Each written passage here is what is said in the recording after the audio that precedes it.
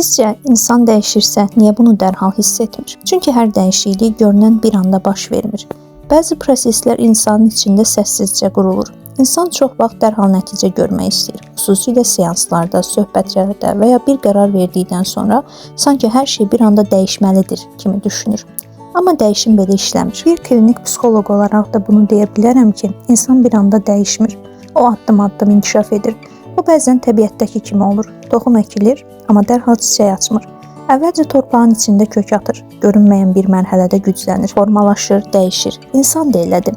Bəzən bir cümlə insanın içində illərlə saxladığı bir fikri yenidən tərpədir. Bəzən bir seans, bir dərs və ya bir təcrübə dəyişimi başladır.